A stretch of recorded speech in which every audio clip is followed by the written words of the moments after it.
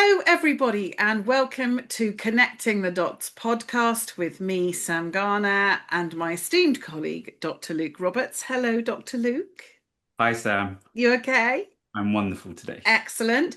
This is our podcast where we want to connect people and systems, and we talk to brilliant minds from the world of education, manufacturing, public sector, and beyond to look at how people and systems are so incredibly intertwined and hopefully help our listeners discover how you can connect more dots in your own life or workplace.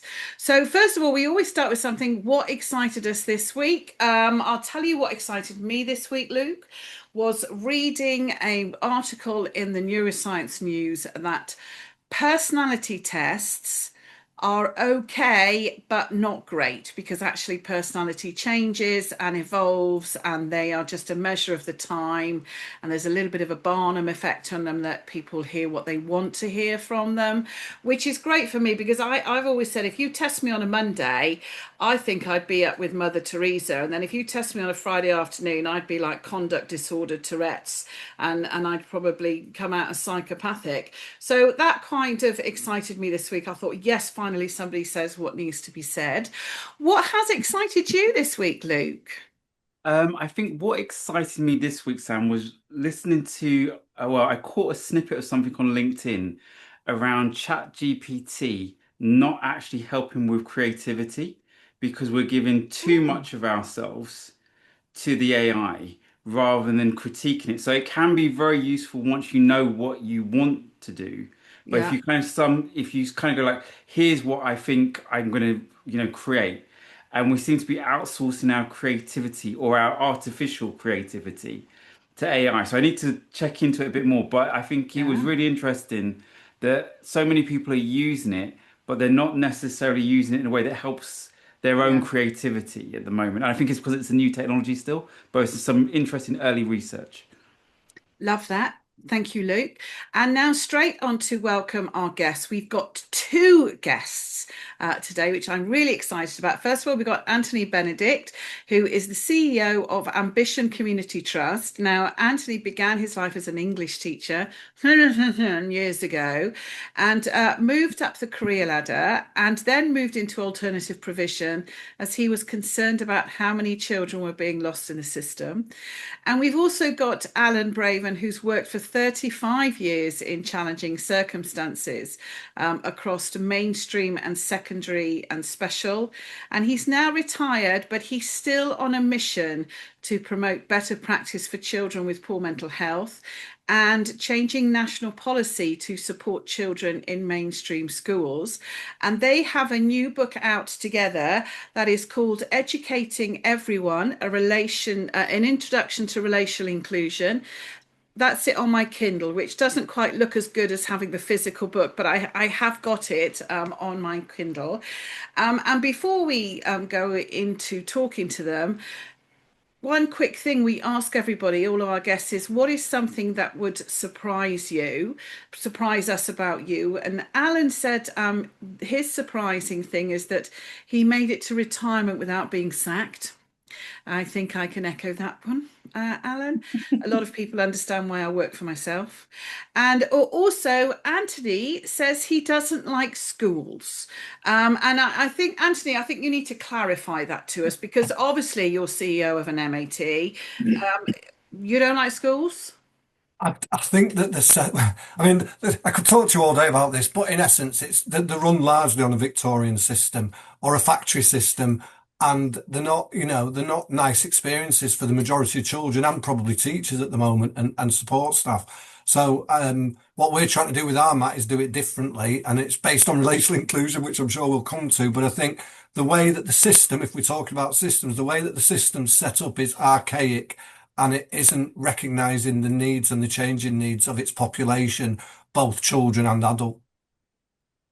Amen to that. And I'm just going to start by asking you guys to, tell us about your new book and what you want to achieve with it. I've got to say, reading it, I'm just nodding my head and I was thinking, have these guys been listening to what I've been saying? Because this is something that I'm always talking about in what I'm going around, and I don't know how we haven't come across each other before, because we're obviously singing from the same hymn sheet. So tell us about, educating everyone an introduction to relational inclusion. Do you want me to start, Alan? I'll let you start. You just interrupt me if you want to. I Um, will. I Alan and my journey started about 5 years ago, although it might be 6 years ago now. I've lost track. I moved out of mainstream, as you said, and took on a Prue. When I took on the Prue, I had all these sort of lovely ideas of if you feed the children and you clothe the children and you love the children, not in a weird way, obviously, then the world will change. And then when I actually got the job at the Prue on my first day, there was a young boy getting sectioned, and there were police kicking hell out of the boy, and the boy was kicking hell out of his dad. And then I got into the building, and the kids were causing £80,000 worth of damage just in kicking doors through.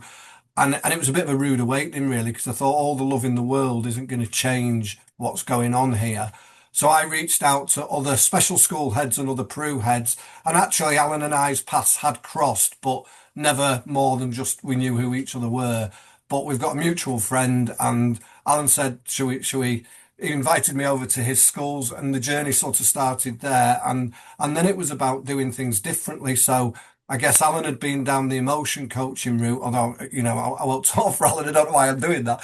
And I fell down what I call the trauma and attachment rabbit hole, and I did a diploma with trauma informed schools, but I just started reading. Um, and I unapologetically say it's changed my world, and it's changed how I parent, and it's changed how I behave in my own relationship, and it's changed how I run my schools. And we've been fortunate enough in that we got through with the DFE to set up a map because nobody else is quite doing it the way we want to do it. And we got enough interest from other schools, although that was a bit of a journey as well. And we've now got to a position where staff are choosing to work in our trust because of relational inclusion, and because they're seeing that this sort of behaviour problem isn't going away, and just doing the same thing that we've always done isn't working anymore. I'll stop and let Alan come in there. I think for me, I certainly started with emotion coaching, and I went on a course um, because I was intrigued, really. I'd gone from mainstream to special, thinking that I knew everything that there was to know about dealing with difficult children or children with mental health difficulties. And it turned out I knew absolutely nothing. So started to look around, see what people were doing, and that course. And there is an organisation, Emotional Coaching UK. They're still offering these courses. Absolutely blew my mind, and I just realised at that point there was absolutely no going back, and it just made sense of everything that I had learned to date. And so then I started to kind of look at which schools were using it, what other things were out there. I came across Luke many years ago, work on conflict. That really struck a chord with me as well, because throughout my life I've been involved in the peace movement, CND, etc. I would definitely class myself as a pacifist, but always regarded conflict as something that needed to be worked on. People needed to be able to work with it better, to understand it better. Not just if you two of you can't get on, then don't be together. Stay out of each other's way. It just seemed like a bit of a nonsense. And there was always that phrase that peace isn't the absence of war, and inclusion isn't the absence of exclusion, is the way that I've kind of reframed it. And if we asked any group of heads about whether they were inclusive or not, everybody would say, oh, of course we're inclusive. And there are many schools that are so not inclusive. They kind of have an inclusion manager, which means look after the kids we don't want to teach. Yeah. Which for me is the opposite of that. And I know, Luke, you wanted to talk to Alan about the piece and what does that mean in education in that aspect. Yeah, so I think peace might be a bit of an alien concept to people listening to this.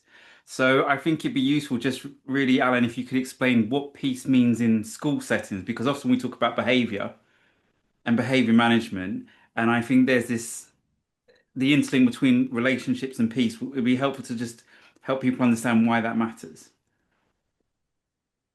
Well, I mean, you can wrap it up in whatever way you like, really. But I mean, I think something that the last time I went to one of your meetings in Cambridge, and I can't, and I'm probably misquoting it really badly here, um, but it was around the idea that kind of conflict is a natural part of the human existence and communication, but because people are going to disagree. And just because you disagree doesn't mean that you have to be at loggerheads or it needs to turn into some kind of a battle. Um, and I got involved in the peace movement when I was 13. And I realized that it's kind of formed the foundation of everything that I'm about. You know, we look at what's going on in the world today, and it absolutely horrifies me because, you know, all the wars and all the rest of it, they solve nothing, absolutely nothing. You know, a war has never solved a problem. And it goes, you know, and then you would always get people who would stand up and say, ah, yes, but if somebody's pointing a gun at your mother, what are you going to do? You're going to fight back. And it's like, no, but that doesn't happen in real life. Let's just talk about real life. It's about communication between individuals. And it's just about treating people with respect and understanding and listening to them, and but doing it in a positive way, not just saying, I can't be bothered with you, I'm not listening, I'm going somewhere else. It's a more active thing, if that makes any sense. Mm-hmm. And I'll jump in as well there. And I think so. A word I've learnt along this journey is homeostasis, which is balance, obviously. And it's just my favourite word. But it was linked to emotions, you know, and it was that thing of, I think you kind of taught in the old system that some emotions are good and some emotions are bad. And the reality is that all emotions are okay. And it's even down to that Inside Out film, you know, where anger's this sort of raging fire. And I've seen that in schools as if being angry is a problem. And it isn't, you know, but you've got to have that balance. If you're angry, that's okay. If you're kicking somebody, that's not okay. And it's having peace within that. So we understand all emotions. We recognize them, the emotions, we label them. We know what they feel like, and we learn how to live with those in balance, in peace. That doesn't mean we don't have them, and it would be unhealthy not to have them. Absolutely. My mother used to say to me, I would argue black as white. And, you know, the bit about saying that, you know, I managed to get to retirement without being sacked, I've never shied away from giving my opinion. And that's what I meant by that. So I will give my opinion, but it doesn't mean, you know, having a kind of good relationships doesn't mean that, you know, you find the middle path, that it's somehow bland. It can be a very positive experience. And it is about the emotions. I think that's really important because you also talk in the book about the behaviourists sort of group in education, and the opposite of that is the relationists. And it just seems to be this very big divide between the two at the moment. And I know Luke and I are discussing guests, and we definitely want to get some guests on here that we may not agree with, but we need to have the conversation and the dialogue. And almost this, if I don't like what you say, then I have to hate everything about you, is something that you talk about in the book. Yeah. I mean, if we come, I think we've sort of, I meant to say where the name relational inclusion comes from in the first Yeah. place. I think that's kind of important. And I think also it's a bit like with Luke and conflict, where what was the word? I've forgotten now what it used to be called. What was the old system? So restorative. Yes, you know, so like with trauma, unfortunately, it's such a buzzword now that people have got all different labels for it. And I've heard, you know, quite senior leaders say, well, my school's trauma informed. And I feel like you have to challenge that because I've been doing it only 5 years and I know less now than I did 5 years ago because all of that brain stuff and all of that bias stuff has to feed into it. Also, we were really conscious that we didn't want to say we're trauma informed and we didn't want a badge that said we're attachment aware. And so we thought, well, how do we label it? And we thought, well, we call it relationships because fundamentally, I mean, we work in schools, but any job you do involves working with people. So what we put relationships front and center do we understand those relationships? Do we understand the dynamics within those relationships? And can we focus on that? And within relationship, obviously, there's an understanding of trauma and there's an understanding of attachment and there's an understanding of neuroscience, but it's underneath relationships. So we sort of put that front and center. And also, from a trauma point of view, in the 5 years I've done this, the research has changed. So they talked very much about a triune brain when I was learning about this, and now they're not so keen on that, and they say it's an adaptive brain. And I think if you lump things into a heading such as trauma or attachment, then you're not broad enough to keep learning and keep adapting as new ideas come through. And we think that relational allows that to change and adapt. And also I think from a school perspective, if teachers generally and support staff would say, well, trauma, oh, that's a therapist's job, that's a counsellor's job.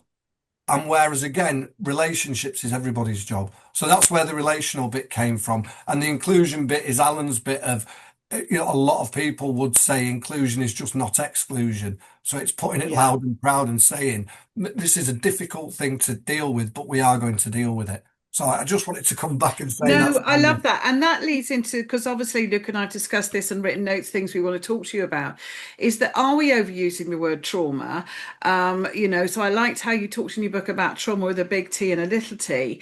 But Luke, you also were discussing about how just talking about trauma all the time dismisses other potential areas that we also need to be talking about.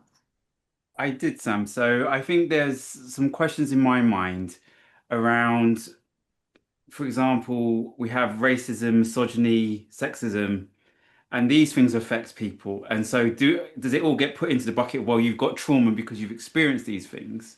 And so is there a danger that we end up medicalizing a lot of these issues? I think the risk is that schools go, well, exactly what you said, Anthony, this isn't my problem because you've now got PTSD around this. So it needs to now go to this specialist. And I hear your point, well, relationships matter. But I think the danger with the trauma label is that you can also distance yourself from people, go like, well, that's just too much for me to cope with as well. So how do you, big T and little t, how do we help people recognize, or how would you help people recognize through your relational inclusion aspect, that it's not just about the big T and the little t, but it's about how do we make sure we have quality relationships as well? I mean, what I'd like to say is this labeling culture that we're trying to get away from. That's the whole point of it. So, from a school point of view, without even getting to races, you've got your ADHD, and everybody wants a label to. And I think what we were trying to do, and what we're trying to do with our staff, is educate people, so that what we're not saying is they're a naughty child because there's another label. But what we are trying to understand is all the current research as to why they and us behave in certain ways. And I think I've spoken to you before. One of the interesting things I learned within that was about attachment, but I started learning about the effect attachment has on teachers as opposed to the effect that it was having on the students. So I've witnessed it very often where teachers almost back children into a corner and won't let the child out of that corner, and almost sort of physically and mentally, and what I learned was there's a particular attachment type which lends itself to being a teacher, and and I'm going to I'll have to come back which one it is, because there's a few different ways, but basically it's the on-off parenting style where the children have an insecure attachment, and so the place that they received that love and care was school, so that led them to getting a career in schools. And that's really good, and it's a really positive thing. And it doesn't mean those people can't become teachers. However, what it does mean is, in schools, you put loads of effort into a class, but every class at some point takes you to pieces. And when that teacher gets taken to pieces, if they've got that particular attachment style, then they take that personally because they think, well, it's breaking my inner working model. So I think where I'm going with all of this is if we understand how all of those things work for us, and we have like with the emotions again, if we know how it all works and put it together, we're not then saying this is a therapist's job, this is a counsellor's job. I suppose we're trying to create a therapeutic community where everybody understands how all of that works. And where we haven't got yet, which we want to do, is involve families in the community because, you can do so much work in school, you get all the teachers doing it and all the support staff doing it, and then they go home and it's all undone in an instant.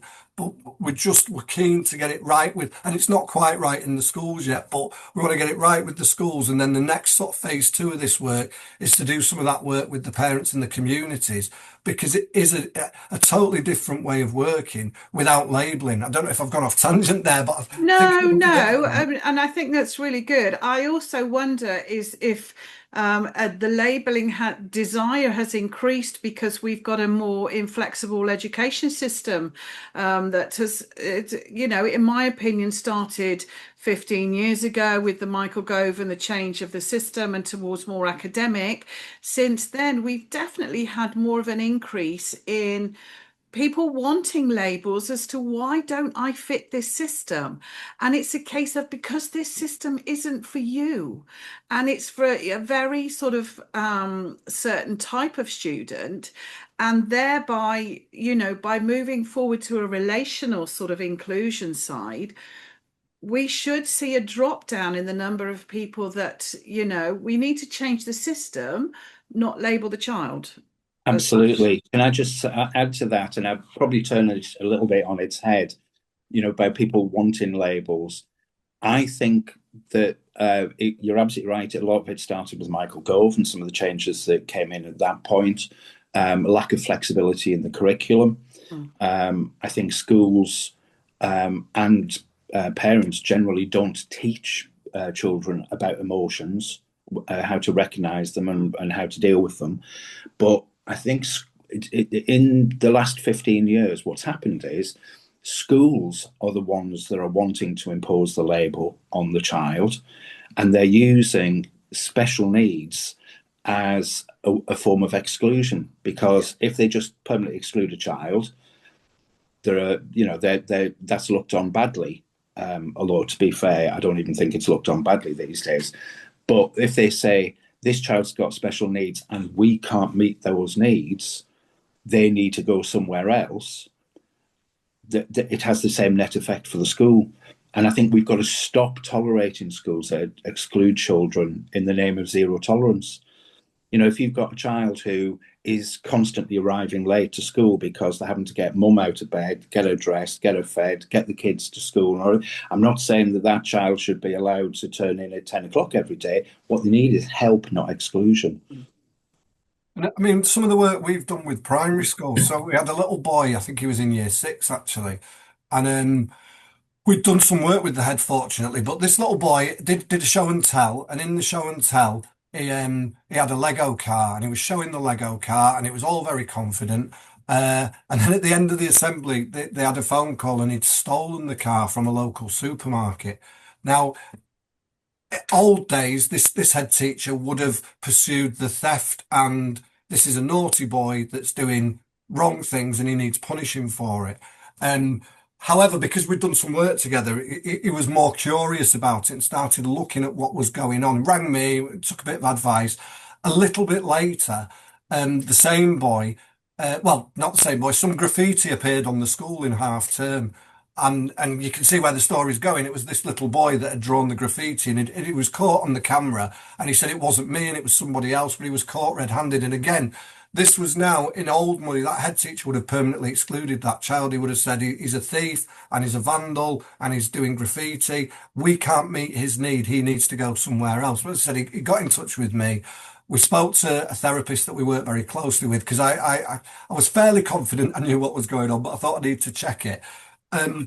And what was happening was this little, I mean, what it seemed to me was this boy is asking for some attention. He's not getting the attention he needs. So he's doing because he was a good boy in school. He was academically bright. He wasn't fitting your normal patterns. So it screamed to me of he's asking people to look at him. He doesn't know how to get noticed. So he's doing something drastic. And then when it comes to it, he doesn't know how to say that's what he wants, so he denies it. Mm. And we got hold of the parents, and they said to them what, and I think the parents had several other children, usual story, several other children, very busy lives. And so we said to the parents, do you think you could spend sort of 10 or 15 minutes in 10, work, just making this child feel, no, just 10 or 15 minutes every day, giving them that sort of attention and affection that they need. And similarly in school, in trauma terms, they call them an emotionally available adult. In art, we just call them a relational inclusion champion. Yeah. But they've got somebody that could work with, and it stopped, and that was a little boy in year 6 that finished his SATs, went on to secondary school, no issues. However, on a different pathway, he'd have been punished, probably permanently excluded, and his whole future would have changed. Mm. It's so 20 years ago, I was at Senko in a large mainstream secondary school with a very high level of deprivation, and I set up a therapeutic unit for children on the verge of being excluded from school, and based on the principles of trauma informed, because Margot Sunderland is my heroine, and yada yada. But I ran into one of the old pupils 10, 15 years later, and he said, oh, hi, Mrs. Garner. And I said, oh, hi, so and so, how are you? And he said to me, Miss, I'm really sorry I was a twat at school. And I said, I loved you. I thought you were amazing. I didn't think you were. And we were chit-chatting away, and he actually said to me, do you know who I was most scared of at school? And I said, oh, okay. Was it Mr. So-and-so who was head of behaviour and was typical shouty, ex-PE teacher, that sort of thing? And he said, no, it was you. He said, because I didn't want to let you down. And it wasn't, I was like, so you were scared of me? He was going, no, but I just wanted to do for you. And I just thought that the parable of which is stronger, the sun or the wind, it's not complicated. So let me ask you both, why do you think so many people struggle to embrace the relational inclusion concept in education? Do you want me to go, Alan? Do you want to Yeah, start? you can start. I mean, from my point of view, it's a systems thing, isn't it? It's easier to revert back to what you know than to change the whole. And I think I said to you in some of my comments, I've gone full circle. I was much more. I was always good with naughty children. Not that I would call them naughty children, Yeah. but I was much more zero tolerance. And when I had my first headship, it was much more about clear rules and clear consequences and bringing parents in and holding. And I think it's much harder to change the way we all went to school in that system, and we have that mentality of, well, it was all right for us. Was it? Was it really? But I think when you're dealing with, the other thing is, schools are difficult places. It's one of the things I don't like about for your basic classroom teacher and support staff, every hour you've got 30 different children coming in with a whole host of things going on. And you've got to get through a curriculum, and the pressure in the system is such that you're judged on your results, not on your well-being of the kids and yourself. So it's an incredible pressure that then to think, and then to admit, actually, I've got it wrong. I've spent 26 years of a career and I've done it the wrong way. And then I've now got to unlearn that. And then there isn't that safety net of a behaviour policy to follow, or because it's not as simple and as neat as I think all of those things are going on, and that's what makes it really difficult for people. And on top of that, I've always worked in really challenging schools, and the pressure on challenging schools just to get to national, we had GCSE results, Yeah. didn't we, last week, and the pressure on that evening, you do all your work. I used to have a colleague and we'd say, look, we've done everything we could possibly do. So we just, it is what it is, but it isn't, is it? You don't sleep that night. You're up till 2, 3, 4 in the morning getting the results in. And then if they're not what they needed to be, the axe is going to fall and somebody's going to get blamed for it and somebody's going to get in. And while the pressure in the system's like that, it doesn't support this other kind of approach. And we've been fortunate with the schools that have come with us in that we've got some very, very strong head teachers that are prepared to say, we're not going to be under that pressure, and we'll stand up. And I mean, we had the argument at the Prue with Ofsted as well, because they came in and said, how are you measuring the maths and English? I said, I'm not. But it takes a bit of balls to do that. Yeah. And the bigger the school, and then as we talked about community pressure, and the system, the system, Luke, doesn't like that change. Okay, so that's Alan. I'm interested in your point then on Well, this. I was just going to say that the teachers aren't trained in the neuroscience and in best how to deal with complex young people. Our education system is run by people who have been successful in it, and it works for about 80% of the children, but it doesn't serve those who challenge us most. And that's the bit that we've got to get over. It's not about more money, it's about more understanding, and it's about a mindset. And our children deserve better. And you've got to start with it. One of the things that happened at the end of the last government and is carrying on now is, we're going to put a mental health professional in every school. Great. That's one health professional. Why isn't every single person who works with young people trained in how to handle more complex children and how to build relationships and how to develop empathy and how to teach children about their emotions? To me, that would be much more effective. One thing I'm always saying is, teachers say we're not mental health professionals. And I say, I'm not expecting you to be, but you have a professional responsibility to know enough that you aren't damaging their mental health by Absolutely. what you're doing. But this leads, why aren't more people relational, and the multi-academy trusts and the route for the future? Luke, you've got, can I bring you in again at this point? Something that we were talking about on the future with MATs and the systems. Yeah, so I think it'd be helpful, Anthony and Alan, if you could just explain what is a multi-academy trust, and in this new landscape of multi-academy trust in England, um, how do we reconcile this, trust know best with this idea that we also need to have something like relational inclusion supporting all these multi-academy trusts? Do you want me to go in there? Yeah, go on, you go.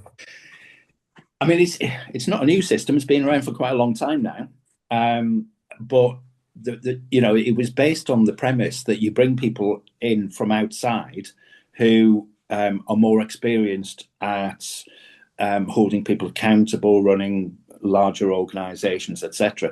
But many of those know absolutely nothing about education, and there are no standards, particularly for maths, and the accountability system that exists within this country, and we're about to find out what the next one's going to be, and that's going to be a very challenging time for Ofsted, but it rewards those people who exclude children. That's how they manage the figures. So unless there is some incentive for schools to do the right thing, then it's always going to be the case. So, you've got certain schools who, we've just looked at the GCSE results, and there are schools locally where their exam results have gone up, and everybody's going, "Oh, isn't that amazing?" Because that multi-academy trust has taken over. No, because of the way that they've done it. Yeah, So, exactly. There's one group that's saying that for the second year now with a different school, they're saying we've got the best improvements in the country. And on paper, from a results only point of view, they have. But the exclusion figures and suspension figures that sit behind that Yeah. are astronomical, and any of us could take over a school and kick out all the kids that were difficult. And of course it'd look brilliant, but where do those kids go? And so I suppose, I mean, maybe for people that don't know about multi-academy trust, in essence, in the old days, you had a local authority and they sort of held all the schools to account, and that was government funded. And then I think it was Labour in their last, when they were last in power, introduced multi-academy trust, and the idea was that groups of schools could come together under their own umbrella and didn't need the local authority. And then the Tories pushed for that and said there was an art at one point they were saying all schools need to be in a trust by something like 2030. And then they backpedaled on that. And then Labour have now come into power. And you had this funny that basically if a school was inadequate, it was forced into an academy. If a school requires improvement twice, then They were allowed to choose which academy they joined, but had to join one. And we got to a point where it was almost past tipping point. There are more academies now than there are schools not in academies. But the current government have kind of backpedaled a bit. I feel that if they could, they'd reverse it. But it's too far gone to be reversed. So we're in this funny no man's land where some schools are academies, some schools aren't, some schools are church-run academies, and that runs very differently to ones that aren't church-run academies. And so, another layer of complexity is trying to hold all those schools to account when they're all run slightly differently and ruled slightly differently. Makes it a really complicated system in the UK at the moment. And with that, I think it's important to say that the UK, well, England anyway, had the highest suspensions ever this year with just under 1 million children. So I think there's a bit of a tension there in what's being said so we have this issue around we want children to attend school, but if they don't attend school, we then suspend them from school so that they can come back to school. So how do we square that contradiction that's happening in education at the moment within this model that seems so fractured and diffuse? It has to be through national policy. We've got to stop tolerating schools that exclude children in the name of zero tolerance or whatever else they wrap it up as. And even those who have, I mean, there's going to be a big push in the autumn term for mainstream schools to cater for more children with ADHD or autism or any other mental health needs. And, you know, there are going to be school units, and they'll have lots of weird and wonderful names, but nobody's talking about what the standards have got to be about those units. If all it is about putting kids into rooms and expect them to be silent for the full day and sat at booths, that's not helping anybody. That's, you know, just maintaining the same system. So it's got to come from national policy. There has got to be a change, and nationally, the government have got to say, this is what we expect for our most challenging children. You know, they deserve better. And, you know, exclusion isn't leadership. It's fairly dressed up as policy. And I wanted to call the book "Let Them Eat Cake," you know, the sort of Yeah. French Revolution thing, because I think, you know, it's interesting, Luke, when you talk about attendance. What we should do is be curious. Why aren't these kids going to school? What's the problem? Because it's much deep, you know, it's like I said, schools aren't very nice places for lots of kids. No. So let's have a look at that. And it takes, again, a brave government to go, actually, fining them isn't working. That's the let them eat cake bit, isn't it? You know, it's the carrot. And no, there's a reason why some of these kids aren't going to school. Some of it's the academic route. Some of it is there's this zero tolerance. Some of it is we're not understanding what circumstances some of these children are living in. You know, so let's address some of those issues. And if we truly understand attendance, if it was a nicer place to go where children felt safe and they felt listened to and they felt heard, they'd come. And if they're not feeling like that because it's an exam factory, well, we need to ask ourselves some questions there, don't we? Okay, so agree with you on all that. One thing I did find interesting in your book, you said about returning to having some form of democratic control of education. And my sort of thinking was looking at who we're voting in sometimes. Is this really a good idea? And also, I read some research that when people feel that society is failing, they move towards autocratic controlling leaders. So would we not have the same thing in education? What would the democratic control look like, and how could we facilitate that so that it wasn't, you know, swinging from one side to the other? I think what I meant by that was certainly not a return to the 70s. Yeah. Local authority control over education, because I think a lot of that, in many cases, was a failure, because what they wanted to control was central purchasing, HR, and policies on this, that, and the other. Yeah. That's not what I'm talking about. I'm talking about a real vision for education, and there isn't a national vision for education. And, you know, I think once you've got the vision that includes things like children being treated with dignity, and that schools have to understand their behaviour as communication and create classrooms, as Anthony said, where they feel safe, that is the kind of vision which is required. Everything else can flow from that, because then, instead of, as Anthony said again, instead of holding schools to account for their results, which you should do, because we should expect high standards of teaching, but we can also judge them for how many children they keep in education. Yeah. How they best meet the needs of the most vulnerable children. Those are the kinds of things. So that's what I mean by a democratic control. I'd like a figure in Ofsted, the percentage of the cohort who began at the beginning that are still there at the end. Yeah. Because, Luke talks about the superhead idea of bringing in zero tolerance standards, getting rid of the kids you can't teach, and then all of a sudden you've magically turned the school around. And that person then leaves for Yeah. a bigger salary somewhere else, Yeah. and doesn't have to pick up the pieces. Yeah. I mean, Luke, you talk about the superhead, don't you, in your book, Leading Schools and Sustaining Innovation. Thank you, sir. Yeah, so we have this idea of the myth of the hero innovator.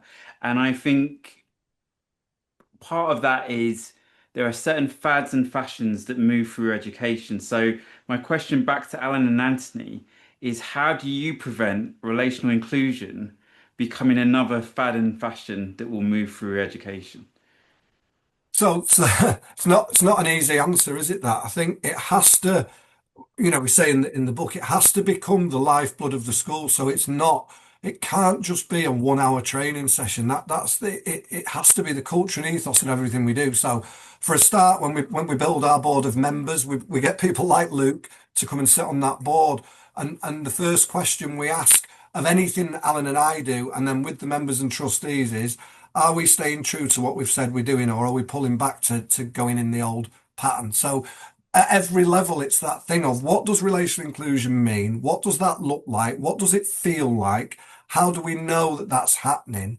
And it can't be, I mean, it isn't a series of measures so much as lots and lots of checks along the way that we can. So for example, we have a code of conduct that says, if you want to work at our school, and it's in the book, this is what it feels like working at this school. And I think the point of that is, first of all, you can test whether it does feel like that.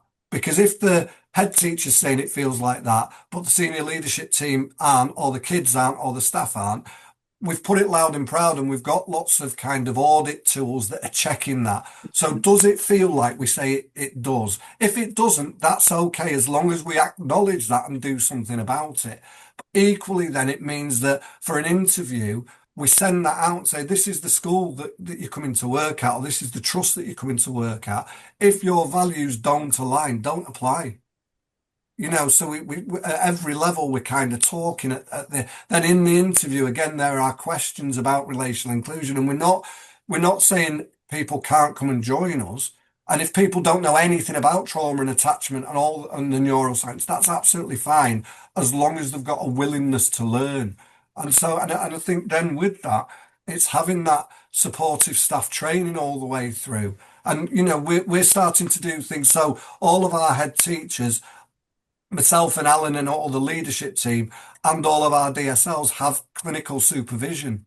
I can't believe that staff in schools, but those are little changes that have massive impact. When we first did it at the Pru, every member of staff had access to a counsellor who actually was a qualified counsellor and therapist, because I said, look, I'll put that person there. I'm not asking you what you need them for. If you need them to work as a counsellor, there's a counsellor for you. If you need them as a therapist.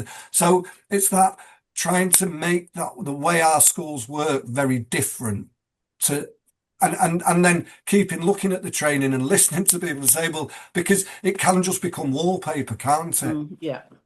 And it's that, and then, getting external people in and coming and saying, well, we think this is what we're doing. What do you make of that? And not just education people. So I don't know whether I've answered that in a roundabout way or not, but that's kind of what we're trying to do differently there.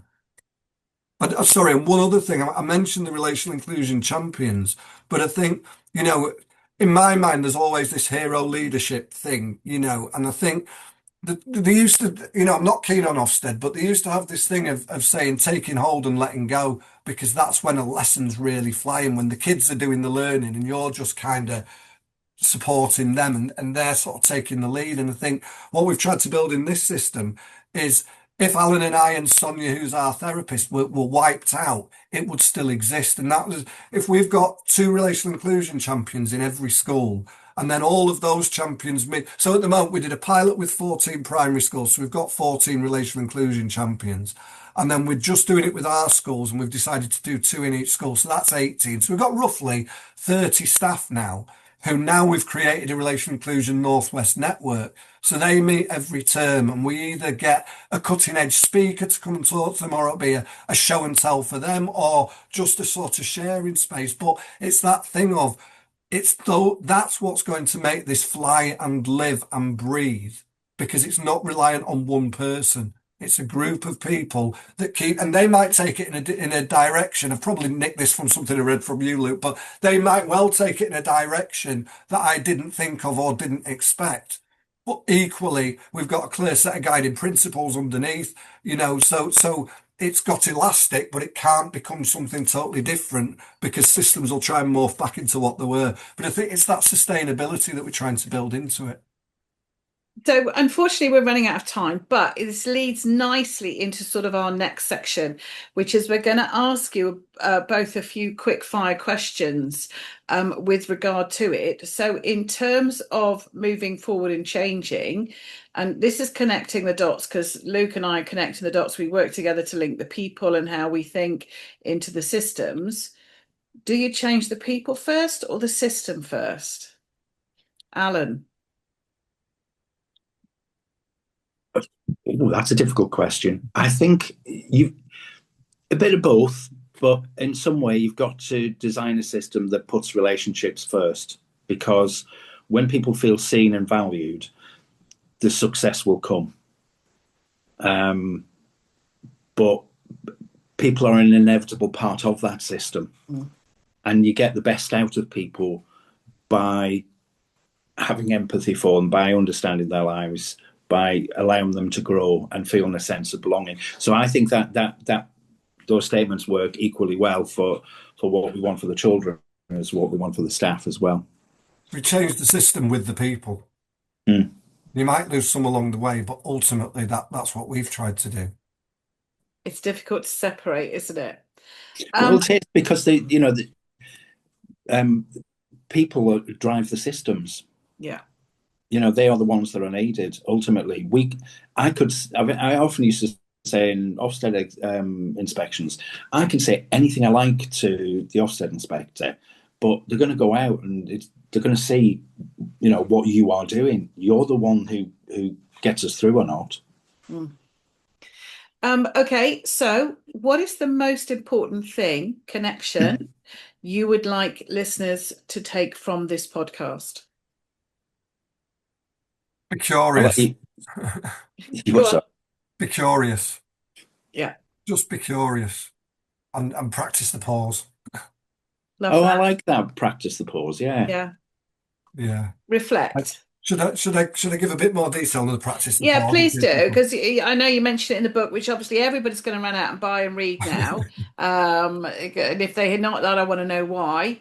Tell us about practice the pause. I mean, there's two things with it. One is, if a therapist explained it to me, if you imagine a child trying to put a coat on for the first time, and they look a bit like a dog chasing its tail. Now, what you want to do as a rescuer or as a teacher is jump in and help them put the jacket on.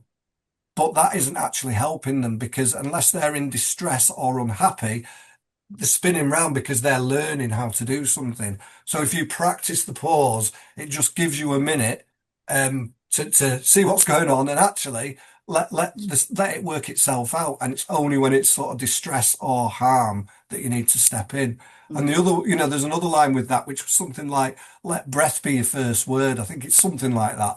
I've got a quote there, and it's that thing of, we are emotional animals, and so we tend to jump in. If you take a breath before you jump in, then you can regulate your nervous system, and sometimes your first response isn't the right way to respond to a situation. So take a breath, practice. Take a pause. Yeah. Alan, you in agreement with that? Oh, absolutely. I do like that one. However, I'm going to paraphrase a book that I haven't finished, but I've read quite a bit of, um, and say that we need to rehumanize education, and create a system where every child belongs. They're just kids. They are, They're and, children. but you know, but you've got it written in various kind of national policy, behaviour documents, guidance, whatever else, and the whole reason for, that you can give for excluding is that you're not benefiting the majority. So actually, yeah, we can throw these ones out. They're disposable in some way. That's just shocking. I feel, gentlemen, I could talk, and I'm sure Luke could as well, but with you about this for hours. So we have to tie this up. We just have a few quick fire questions, like I said. One person who changed your perspective on success. So that's the therapist that I've worked with called Sonia, because it's in the book again, but there was a little boy who I just couldn't get close to. And like I said to you, I was pretty good with dysregulated children. I couldn't get anywhere near him. And 5 minutes with her, and he was trotting around like a little lost puppy. And I've never seen it. And that just changed my whole way of thinking how you can build relationships and understand what's going on with children. Alan. I would have to say it's not a person, it's the organisation, Emotion Coaching UK, because I thought success was about getting results through structures, routines, and accountability. And what they taught me is that human beings are emotional first, and rational second. And if you can know the emotions, you undermine the system. You've got to tune into them, and then you can build resilience, empathy, and real connection with people. And that works for adults as well as children. Yeah. And they started me on this journey. Yeah. Thank you. And one flippant question before we go to the very end. If you could travel back in history and witness one event, only witness, you cannot change it, what event would you like to witness? Give you some thinking time now. Maybe I'll do the countdown clock. Well, can I just be really awkward on this one, which is usually what I do, and why I should have probably been sacked years Excellent. ago. But we used to do some training. Used to ask this, if you could be in any period of time, when would you choose to be? And a lot of people would say things like, "I'd go back to when my children were young," or "I'd go back so I could see my parents," and all the rest of it. And I, unlike everybody else, I've got an absolute massive fascination for the future. I do think, however bad things are at the moment, and I don't mean with the government, I mean with the people who are not in government and the other things that are going on, I do think we're heading in the right direction, and life is getting better. I'd like to be around in the year 2500 just to have a look. I'd like to zip forward, just have a look. Yeah. So you've completely ignored the question that I've asked you and made your own question. Yeah. I like your style. I like it. Anthony, what about you? I'd go the other way, right back to the start, to the Big Bang, if there was one. Okay. Yeah. Mine, we talked about this last week. Mine was go back to the JFK shooting and see if there was another gunman on the grassy knoll. So I don't do parents or relatives.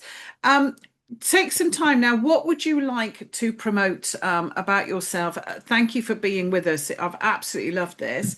What would you like to promote to people to have a look at and to be curious about? Anthony? So obviously our book.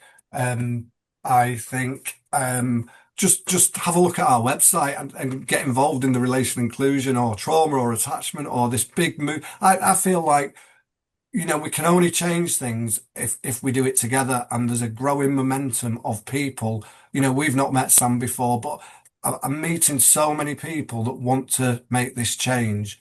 And I think that the more of us that get together and do this and go to Cambridge with Luke and just, let's not talk about it, let's do it. That's my thing with that. Thank you. I would say exactly the same thing. It's about meeting like-minded people and joining forces for good, for change, for real change.